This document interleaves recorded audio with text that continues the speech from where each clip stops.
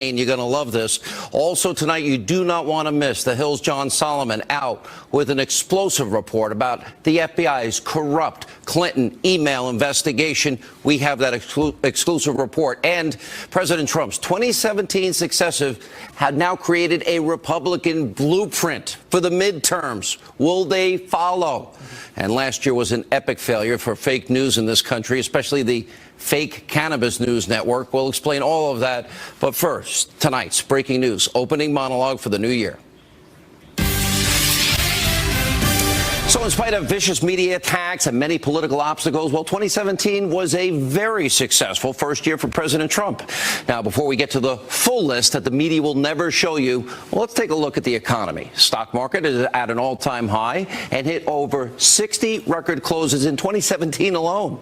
The Dow Jones was up 25%. Over $5 trillion in new wealth has now been created. Unemployment, yes, unemployment at a 17-year low, sits at just 4.1%.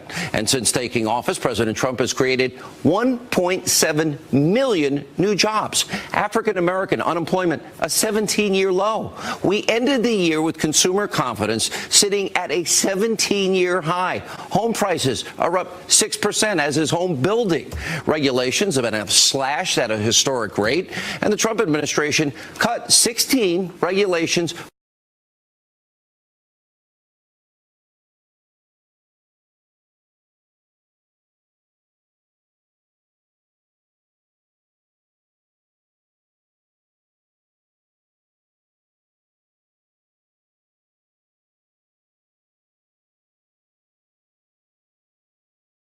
Recipe for a Reagan-style economic explosion. You, the American people, you're beginning to see the direct impact of this tax bill. For example, companies like Boeing, AT&T, Comcast, Wells Fargo, and Fifth Third Bancorp all announced employee bonuses or pay increases following that bill. That's real money back in the pockets of the forgotten men and women that deserve it in this country. Take a look, for example, what happened over at, liberal CBS News. They had an accountant crunch the numbers to see how the tax plan is going to impact the middle class in this country. It didn't come out the way they expected. Watch this. We wanted to see how folks will actually fare. So we asked households from 3 different parts of the country to send us their tax returns, and then we had an accountant calculate how things will change for each of them. A single mother who rents a home in Cary, North Carolina, her income last year as an administrative assistant was a little under $40,000. If she were your client, what would you tell her? I got good news for you, Marcy. You're getting more money back next year. Amber and Jason Edwards were also hoping for some good news. I hope it alleviates, pressure on the middle class. Whether it does or not, I don't know. I actually think they would pay tax on about $12,000 more of income, but because of the lower rates, they actually end up saving a little bit of money. Honestly, I'm a little surprised because, what you had said, initially, you thought we were going to have a higher tax bill. Right. They're not the only ones. Melissa and Lane Lev also expressed concern about next year's taxes. I'm thinking they're going to be higher. Overall, he estimates they'll be responsible for nearly $13,000 less in taxes. Well, that's good. I like the sound of that. Can I get the accountant's number after this? So wait a minute. So all 3 families that we brought to you, they're all going to see a decrease in their taxes. Every single one of those families will have more money in their pocket next year.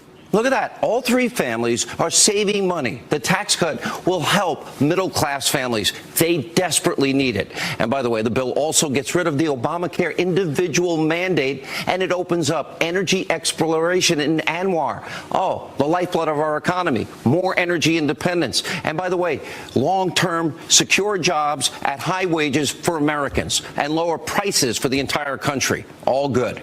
And when it comes to ISIS, President Trump, he has unleashed the U.S. military and as a result, letting them decide, all but destroyed the terror group. Look at these numbers from the Department of Defense that the president tweeted out. The military under President Trump's leadership has done more in 11 months to defeat ISIS than Obama did during his last 28 months. And that's just a small sample of President Trump's many accomplishments for 2017.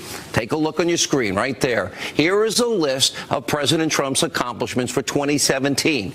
Ask yourself, have you heard the mainstream media, the Destroy Trump media, anybody on the left, any liberal ever mention any of these things? Have you heard them talk about how the president's accomplishment and all of these accomplishments have positively impacted the country?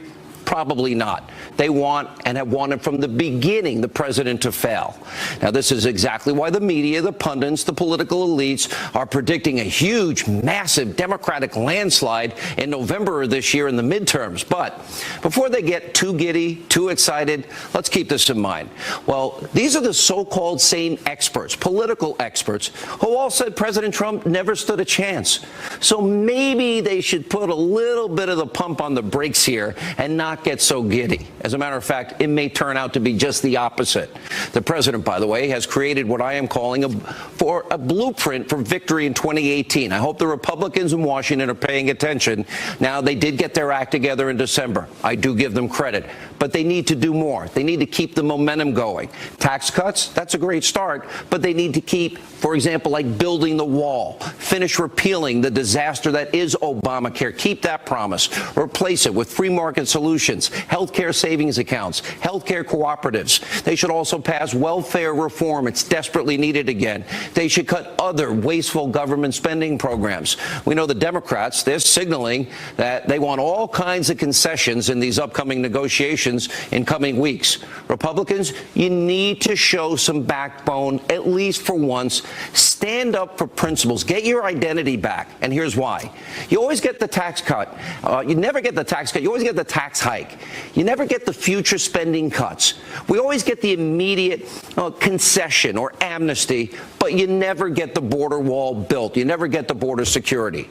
So you Republicans, you need to take this past approach and flip it upside down, because so far it fails every time.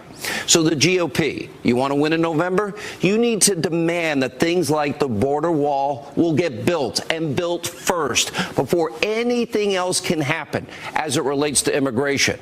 Now, the American people, they need to see 200-300 miles of this border wall built before the election. That will help you politically, and it's good for our security. And the same goes with other issues. That's the blueprint politically for success in 2018 in the midterms. And Republicans, you follow that, you'll be successful. Also tonight, if 2017 is defined by any one thing, it will be the news media's epic fail. What did we hear all last year, the entire year, from the mainstream liberal media? Russia, collusion, collusion, collusion, Russia, Russia, Russia. Well, that fake news narrative is pretty much completely blown up in their faces after a year of nonstop, breathless reporting, anonymous sources, hysteria on their part. Because so far, up to today, zero evidence of collusion between President Trump and the Russians. So now the media, they've got to latch on to something quick. They're not going to admit they're wrong. So the new narrative of the liberal media is that conservatives actually hate the FBI. They hate law enforcement because of the bias that we're exposing in the Russia investigation. Watch this. It is astounding to see conservatives acting like the FBI of all organizations is some kind of liberal deep state, horror show. The message is, don't look at or think about what may be under investigation. Let's find whatever we can to undermine the pillars of the respect that we tend to confer upon institutions like the FBI and the Justice Department. There's only one institution that really has been tainted through these months, and that is the Trump presidency. It's tainted by the president's lies, by his disrespect for American institutions operating under the law. The career civil servants at the FBI and in the intelligence community are working as hard as ever, but this can't be good for morale. Well, that's the new narrative. Conservatives, this is laughable. Republicans hate law enforcement. And you know why it's laughable? Because the liberal media, They are not the people that respect law and law enforcement, and they've been that way for decades. We'll explain in a second. But first, I want to educate all my failing colleagues in the media that have been wrong so often. Now, if you had any sense of real law and order in our constitutional republic, you might investigate Hillary Clinton and, yeah, the numerous felonies we know she committed, if you care about it. You should maybe look into her top aide, Uma Abedin, and her criminally mishandling of classified information in those emails. And if you in the media, if you really cared about truth at all, maybe look into this. And that's Mueller's merry band of Democratic donors who, let's see, contributed, only to Democrats, politicians like Obama and Hillary and the DNC. Imagine for a second if it was a bunch of Republican donors that were investigating through a special counsel Hillary Clinton. Yeah, you guys in the media, you would be foaming at the mouth on a nightly basis. And if the media, if you're interested in truth, wouldn't you ask why Hillary Clinton and the Obama administration, why would they ever do something really stupid and give 20% of America's uranium supply to Russia? Yeah, that Russia, Putin's Russia, the adversary, the bad actor Russia, when, by the way, we don't even have enough uranium as it is. And maybe you'd follow the money if it was Donald Trump and $145 million pouring into the Clinton Foundation and her coffers while she's Secretary of State from the very people involved in this particular deal. Again, if it was Donald Trump, I know you'd be all over it. And, of course, you would want to know, was there a quid pro quo? Is that pay to play? But, of course, you don't want to know that truth. Now, let's go back to this new narrative that's coming from the fake news media that conservatives hate the FBI. The exact opposite is true. Now, on this show, if you have watched, this is now my 23rd year, I have always respected the men and women in law enforcement, policemen, firemen, paramedics. I respect the intelligence community and, of course, the FBI and even the CIA. Yes, I respect the hard work they do.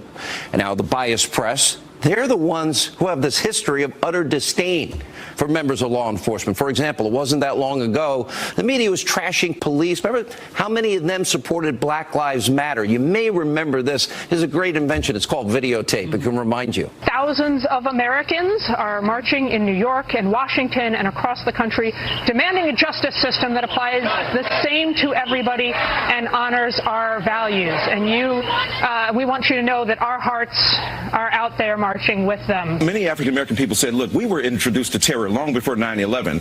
The vicious police forces of America that have victimized us and the way in which white supremacy operated. What's flared up in Baltimore has heightened awareness once again of this issue of police brutality. Yes. In Baltimore, alleged police brutality. We have repeatedly said on this show that we have the utmost respect. We praise law enforcement, the FBI, the intelligence community. The issue we have in this particular case is very specific because you have a few select people that have shown a very anti-Trump political bias. So we have to ask the media a couple of questions. Do you support people like Peter Strzok, the guy that hates Trump, loves Hillary, the FBI agent involved in everything, and his FBI lawyer girlfriend, Lisa Page? Together, by the way, they call President Trump just about every single swear word that I can even think of, and I swear. And by the way, attack Trump and their supporters. They also texted about an insurance policy in Andy's office, which we think, of course, is Deputy FBI Director Andrew McCabe, in case Donald Trump actually pulled off the impossible and won the election. So do you media people, do you support people like the disgraced former FBI Director Comey, admitted under oath to having his friend leak information to the New York Times in the hopes it would bring about a special counsel, which it did? And Comey also likely broke the law, writing his Trump notes on FBI computers, and then, by the way, removing that government property from the Bureau. And by the way, he exonerated Hillary Clinton. This is my favorite. In the email investigation, before he ever did the investigation. I'm sure if that was against Hillary, you guys would be pretty upset. And then, of course, Mueller's team of liberal donations. As we have told you, over $50,000 his team has donated over the years to Democrats. And by the way, none to President Trump. One of Mueller's top investigators, Jeanine Ray, represented the Clinton Foundation during a 2015 racketeering case.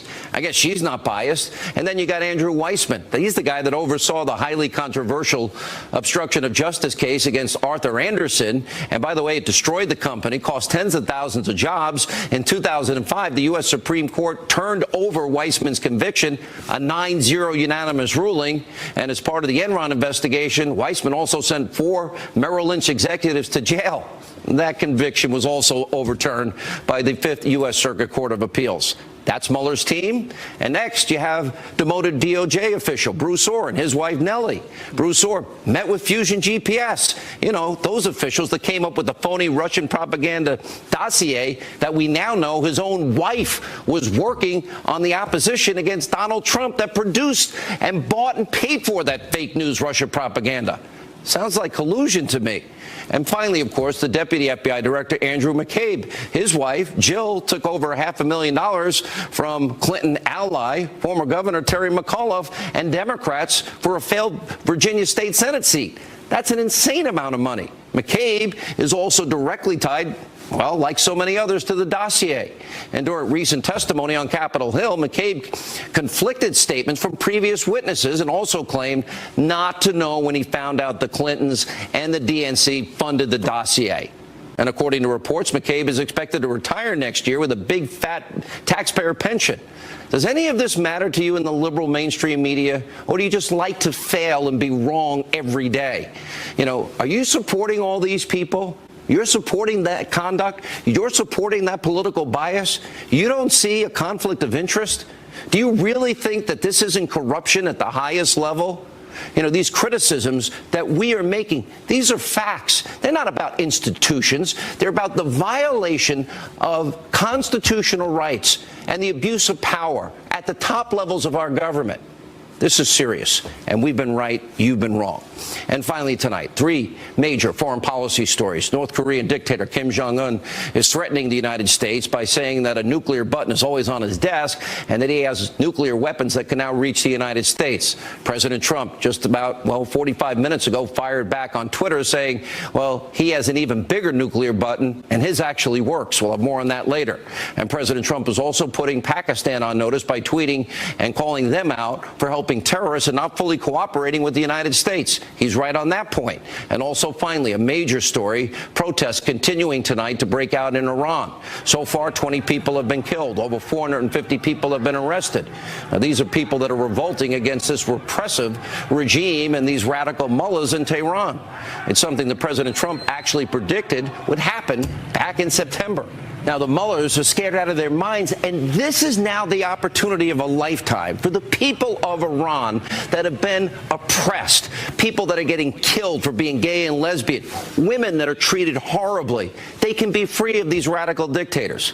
Joining us now, reaction of the New York Times bestselling book, Vengeance, former Speaker of the House, Fox News contributor Newt Gingrich is with us. Mr. Speaker, welcome back, and Happy New Year, sir.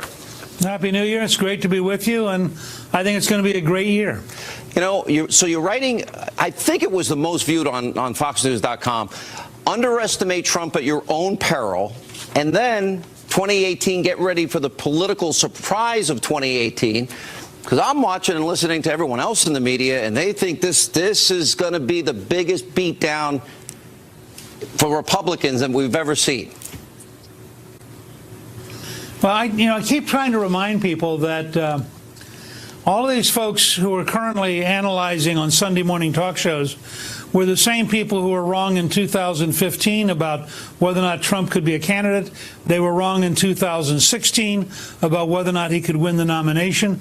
They were wrong in the fall of 2016 about whether or not he could beat Hillary. And they've been wrong for all of 2017. So I start with the idea, I listen to them carefully, take exactly the opposite position, and almost every time I'm doing better than they are. And I think this is going to be a good year. I think the tax cut bill is so central to the future of America, and the philosophy behind it of lower taxes, more take-home pay, more job creation, better business environment is so central to what makes America tick that I think the Democrats who unanimously voted no, think about that, Sean, they unanimously voted for higher taxes, bigger bureaucracy, fewer jobs, So the Democratic Party's offer is, you're going to be out of work, but we'll get you food stamps. I think that's a losing proposition. So assuming that after a year of investigating Trump-Russia collusion and coming up with unrelated charges for Paul Manafort, General Flynn lying to the FBI, we now find ourselves in a position, and we'll get into this in great detail, where there are issues about collusion. And that would be Hillary funding the dossier paid for with Russian lies, misinformation, propaganda, all to influence an election. Should that be a big issue? Or Comey and Peter Strzok writing an exoneration before an investigation? Or the Uranium One issue? Why would anyone have ever allowed 20% of America's uranium to go to Vladimir Putin, especially knowing about bribery, extortion, kickbacks, and money laundering, a year and a half earlier? Robert Mueller knew about it. So does the Republican Party have an obligation now to go after what we did find as a result of the investigation that the Democrats never really expected to find? Look, I don't think it's just about Republicans or Democrats. The very core of the United States is a belief in the rule of law, because it's the rule of law which protects the weak from the strong. It's the rule of law which protects the poor from the rich. It's the rule of law which ultimately protects every citizen from their own government. We have an obligation as Americans to want to know whether or not the Justice Department had been corrupted, whether or not senior leaders of the FBI had been corrupted. We have an obligation to find out whether or not they were putting in position of power people who were so totally biased that they couldn't possibly be part of a Department of Justice. They had to be a part of a department that was going to go after and persecute people. And I think that what you've raised is the tip of the iceberg. I think we're going to find out during the course of this year about a great deal of mismanagement and inappropriate behavior in the FBI and the senior level, in the Justice Department. And the State Department. And I think we're going to go back and we're going to, and the State Department, and we're going to go back and we're going to learn a great deal more about the corruption inherent in the Clinton Foundation and the corruption inherent in the entire investigation of Hillary. So I don't see how you can walk off. It's not a question about a vendetta against the person. How do you have this scale scandal and just walk off and forget it, particularly when it's just happened last week? We learned that Huma Abedin had an additional set of emails, at least 4 of which were classified, and passwords on her husband's laptop. Yeah, and so, passwords for access to more info. Unbelievable. All right, let me ask you about Iran. 4 months ago, when the president was speaking at the United Nations, he predicted there would be the Iranian people would revolt. Now we have Iranian protesters attacking police stations. They stormed an Iranian military base, according to reports, and they are chanting death to the Ayatollah. Very different than the Green Movement in 2009. Now we have a president supporting those people that want liberty, freedom, maybe even constitutional government. If you're the president, what do you do now to help those protesters? Well, let me say, first of all, my newsletter tomorrow is going to be President Trump, Iran, and leading from the front. The opposite of Obama's famous leading from the rear comment. Second, I think we have an obligation to, first of all, maximize the production of our various radio and television programming going into Iran. I think we should be gathering up, and I understand from Ambassador Haley that they're likely to ask for a United Nations Security Council meeting on this issue. I think we should be putting real pressure on the Europeans. They're always pious about human rights. Well, here's a chance to stand up with us. We should be doing what the president has done, to his credit, which is issuing very strong warnings against the Iranian dictatorship, killing its own citizens. And I would hope when they come back next week that the House and Senate will pass very strong resolutions condemning the dictatorship. I mean, here is a clear definitional moment when it's impossible to believe that the dictatorship is a popular government. This is a repressive, brutal dictatorship. It killed over, I think it was over 30,000 people in 1988. I am afraid that they're prepared to come back and kill a lot of people. We should be very aggressively, publicly opposing that. All right, Mr. Speaker, Happy New Year. Great to see you. And a lot of news tonight. Coming up, John Solomon is here. Brand new report on the FBI, their mishandling of the entire Clinton email case. He'll be joined by Sara Carter, Peter Schweitzer, also investigating. Later on, Sean Spicer, Michelle Malcolm, Tom Fitton, and Pam Bondi. Happy 2018. Glad you're with us. Solomon has a massive bombshell report out tonight. The headline, congressional investigators find irregularities in the FBI's handling of the Clinton email case. Solomon reports that documents reveal the FBI agents believe laws were in fact broken just by the, quote, sheer volume of classified information that in fact passed through Clinton's server.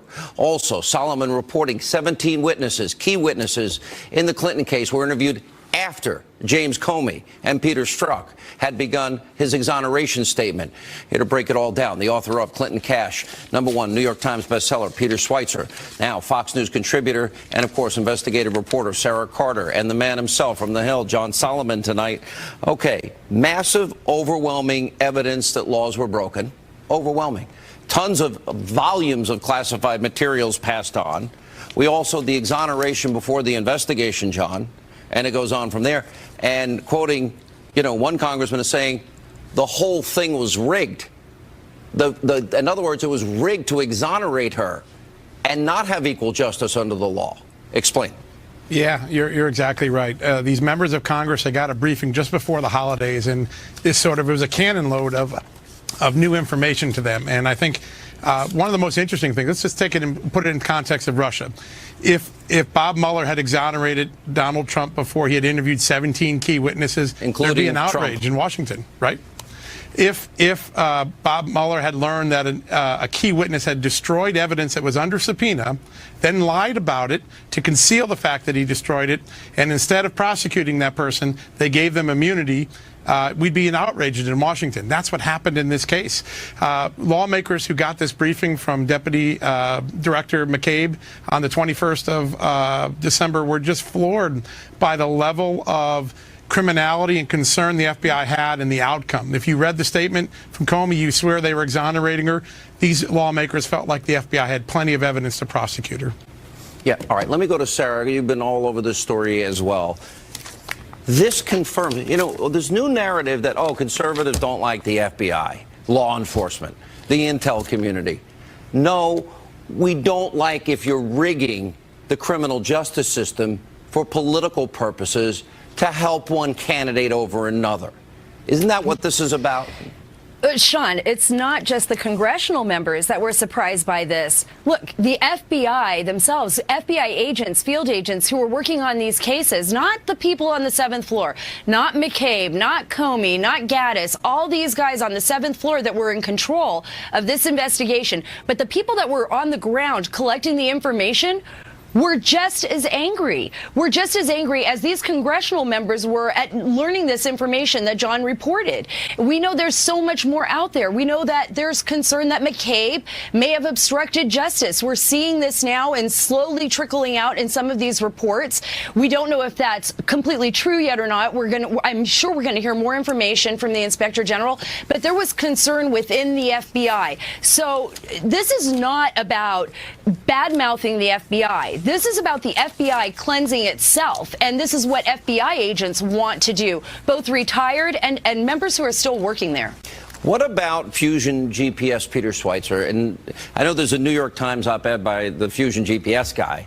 I don't believe 90% of it myself. And that is, he's trying to, Republicans hired us first. But Christopher Steele wasn't on the case with Trump-Russia collusion.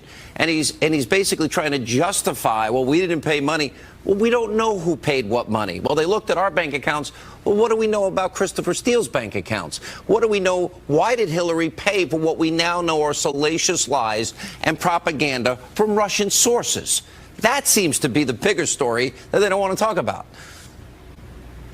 Yeah, I mean, Sean, one of the things that strikes me with the Trump dossier, but also with the great reporting that John came out with today, is how in these cases, the FBI leadership basically went against their own procedures. In the case of the Steele dossier or in the case of the Clinton email investigation. Let's remember, the FBI was founded in 1908 by the Attorney General under Teddy Roosevelt precisely because the belief was a lot of investigative work was corrupt at the local level in big cities, etc. So they set up a series of procedures, and those procedures basically let field offices do the legwork, and the Washington headquarters would sort of stay away. Well, as John points out in the case of the Clinton email investigation, it was centrally controlled by leadership. So to get back to your point, well, he talks the about problem that. is not criticism of the FBI. It's how the leadership violated their own procedures when investigating these very sensitive matters. And that's John, the you core of the referred to problem. that in your piece as special. So here's where we still have surveillance, unmasking, leaking raw intelligence. We still have the dossier, which was Russian paid, we believe, paid for lies. Hillary paid for the dossier. We have the uranium one, which we know Jeff Sessions hasn't recused himself from. And you got Comey colluding with Strzok to put the fix in this particular case that we're discussing. Then you got Bruce Orr. And you got Bruce Orr. He met with Fusion GPS. His wife worked for Fusion GPS on Trump, on that dossier, we believe. Then we got Mueller's corrupt team. 2018 prediction, John Solomon. I think the Clinton Foundation story is going to come back in a big way. The groundwork that Peter did a few years ago with the New York Times and in his book, I think there's a serious effort to go back and look at what went on in the foundation. And from that, all these other things flow from. There's evidence that some of the emails that we're dealing with in the Clinton email case really were about the foundation and the pay-to-play atmosphere that was there. I think that's going to become the story of 2018. Is 2018 the year of the big boomerang, Sarah Carter? Oh, yes, I believe so. And John's right on the money with that, and so is Peter. I think not only that, I think we're going to see an investigation into Huma Abedin. I think that Uranium One is going to be tied into this very intensely. I believe that we're going to see a lot more information come out of that investigation, and as well as the Clinton email server. So I think this is the big boomerang, Sean. Do you agree, Peter? Last word. I do, yeah. Sean, you and I have done this together for a while on corruption, and it's always about follow the money. And when you're talking about the large sums of money involving the Clintons, that's where you need to go. And I think they're right. The Clinton Foundation and the pay-to-play is going to be a central story of 2018. All right, you three have been pivotal in exposing a lot of this corruption. I will say this. Stay tuned to this show. TikTok. Thank you all for being with us. Coming up, President Trump voicing his support for the protesters in Iran. Finally, also the president announcing that he will give out the most dishonest and corrupt media awards. Sean Spicer, Michelle Malcolm, they'll join us later. And then next, is CNN really the most trusted name in news? They actually are, for potheads.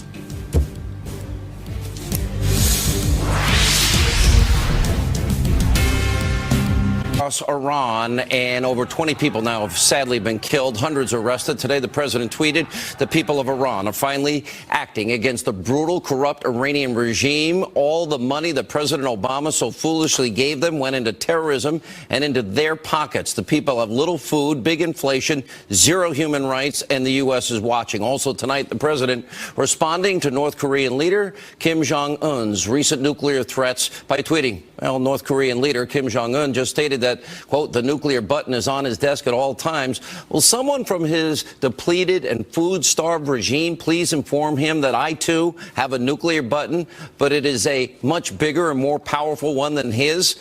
And my button actually works. And here's now with reaction. The host of Michelle Malkin Investigates on CRTV. Michelle Malkin and former White House Press Secretary Sean Spicer. I'll add this to the mix if I can. Michelle, he also tweeted, I will be announcing the most dishonest, corrupt media awards on Monday at 5 o'clock. Subjects will cover dishonesty, bad reporting, and various categories from the fake news media. Anybody on your list, Sean? It's fairly long, so I think the president's going to have a lot to think about over the weekend. He clearly hasn't been treated fairly by the mainstream media. When you look at that Pew study and realize how disproportionately the coverage of him has been compared to other first-term presidents, it's astronomical. So I think the president's going to have his work cut out for him this weekend, trying to narrow down that list. You know, there's some in the liberal media I like the fact that, Michelle, he's not trying to bribe a North Korean dictator like Bill Clinton did, and a lot of good that did, or try and bribe radical mullahs that throw gays and lesbians off roofs in Iran as a matter of law and abuse women as a matter of law. I kind of like standing up to dictators. The media can't seem to handle that. No, they can't. And that is what I love in so many ways about the Twitter format, because you either have moral clarity or you don't. And the fact that President Trump can say so much in 140 or 280 characters and sum up what all of the moral cripples in the news media can't, I think it's a very, very powerful and potent tool. And he has used it to great effect, and they hate it.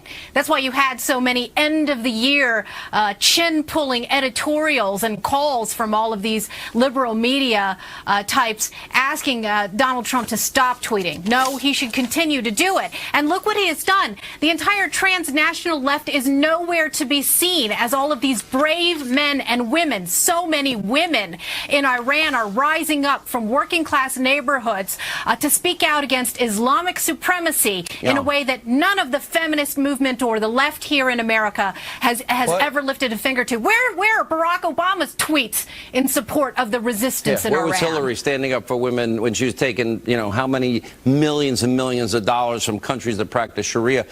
Sean, the big blockbuster of John Solomon tonight, this is massive because there was huge, the fix was in. They knew the laws were broken. They knew classified material was on it. They knew foreign agents had it. And they wrote an exoneration before an investigation. Now, if this was Donald Trump, what would the reaction be? Oh, I mean, they would still be going at it for months on end. And it's amazing Foaming at the mouth. how little attention he gets paid for. The president called out the sailor in the Navy who was sent to jail for that. And there was a story about him today that he can't get his life back together, and how those charges have been so unfortunate for some pictures that he took aboard a submarine, which again is not, and again, I'm not going to get into the merits of that case, but his life has clearly been ruined. He was punished extensively, not just in terms of serving time in jail, but financial ruin as well. And I think that sailor is looking and saying, yes, I might have done something wrong, but where was Hillary Clinton held accountable? So Michelle, I know I don't have enough time tonight. I was watching you on JetBlue yesterday morning. I think you had a half-hour monologue on the show. It was great. I wish I had the time to give you, but I want to get your thoughts. This is, to me, if any of this had happened and it was Trump and you replaced Trump with Hillary and the fix is in the way it was here, I've got to believe these guys in the media, the destroyed Trump, they'd be foaming at the mouth. I just have a hard time understanding their lack of any fairness at this point, and they're totally gone in the tank for the Democratic Party. They are totally in the tank, and I think it is time to turn the tables on the colluders of the mainstream media. So many of them have, over the years, been guilty themselves of colluding with the world's worst regimes and tyrannies. I mean, just today, a colleague of mine at Conservative Review reported on the New York Times making money off of tours of Iran and cooperating with the Iranian mullahs on that. Or how about CNN, whose former chief executive, Ethan Jordan, admitted that they covered up torture during Saddam's regime. Yeah, these people have blood on their hands. They are stained by their own collusion. So of course they're going to try and deflect and distract by making up the collusion narrative and the collusion narrative network, for that matter, at CNN, to try and bring the Trump administration down. This year is going to be massive in terms of news, especially about the corrupt media. And there are very, very nervous, rightly so, people like Hillary Clinton. They should be nervous people will be going to jail. I promise Well, you. Sean, I would say what makes people, I think, the most nervous in the media is when the effects of the president's tax cuts go into effect and people start seeing, as they are now from industry after industry, company after country, the bottom line paycheck of themselves and their families going up, the regulatory effect of what he's doing to bring back jobs in manufacturing. I think what's going to really sell the American people is the results the president's achieving through his regulatory efforts, through the tax efforts, through his efforts that are going to come through on infrastructure. All of this is actually going to deliver real results. Last thing, build the wall. Build the wall. Do it now. And then that'll help everybody, because the country wants secure borders. I got to roll. I promise we're going to give Michelle a whole half hour. She was great yesterday morning on Fox and Friends. When we come back, President Trump blasting Hillary Clinton's top aide after new documents now reveal she may have, in fact, compromised your national security. Tom Fitton, Pam Bondi, they're on the case. And later, why CNN should be renamed the Cannabis Fake News Network. Straight ahead.